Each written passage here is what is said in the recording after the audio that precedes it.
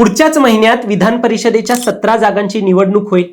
महायुतीमध्ये त्यामुळेच कुठेतरी जागा वाटपाचा एक पेच निर्माण झालाय असं म्हटलं जातंय। शिवसेना आणि भाजपमध्ये यावरून मोठ्या प्रमाणात कोंडी निर्माण झाली असून शिवसेनेकडून 7 जागांवर ठाम दावा करण्यात आला असल्याचं म्हटलं जातंय, तर भाजप फक्त शिवसेनेला 3 ते 4 जागा देण्याच्या भूमिकेत आहे।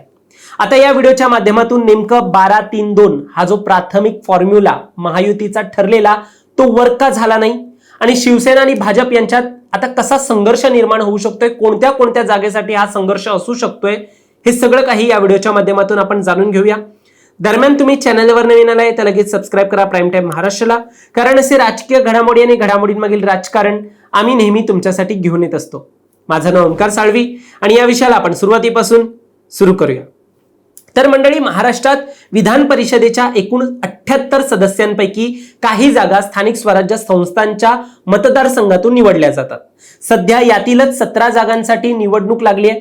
या निवडणुका महायुती एकत्र लढण्यावरती ठाम आहे, मात्र निवडणूक बिनविरोध व्हावी असं महायुतीच्या वरिष्ठ नेत्यांचं म्हणणं असताना देखील कुठेतरी जागा वाटपावरून इथे मतभेद सुरू झालेला आहे।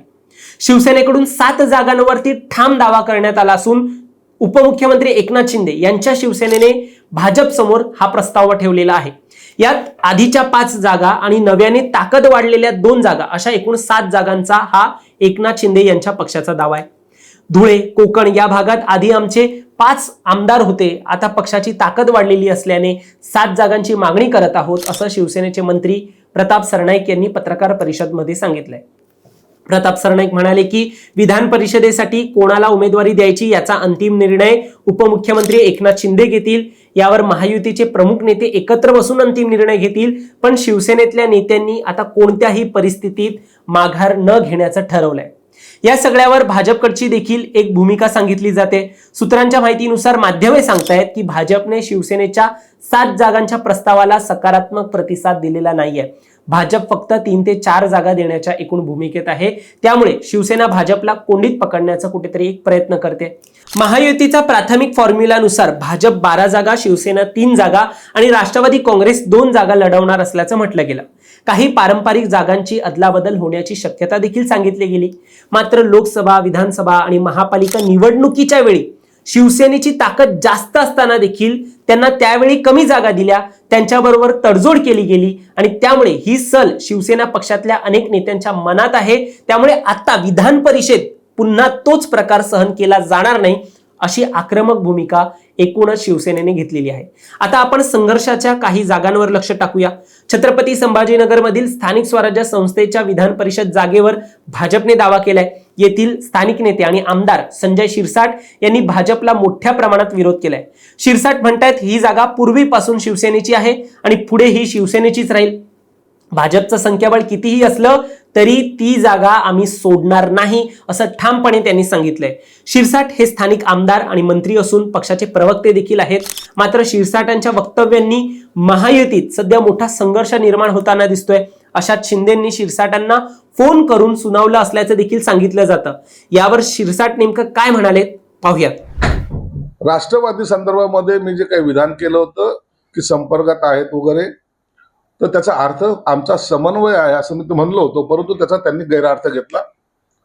निश्चित मला काल एकनाथ शिंदे साहेबांचा फोन आला होता, त्यांनी मला सांगितलं की महायुतीमध्ये असताना कोणत्याही पक्षाच्या बद्दल आपण बोलू नये, महायुतीमध्ये त्यामध्ये वाद होईल किंवा त्यांचे गैरसमज होतील असं विधान करून आपल्या आपसमध्ये कोणत्याही वादविवादाला संधी देऊ नये असं त्यांनी मला स्पष्टपणे सांगितलं आणि एकनाथ शिंदे साहेबांनी दिलेल्या आदेशाचं मी पालन करणार आहे। आता शिरसाट पुन्हा तीच आक्रमकता छत्रपती संभाजीनगरच्या जागेसाठी ठेवणार का?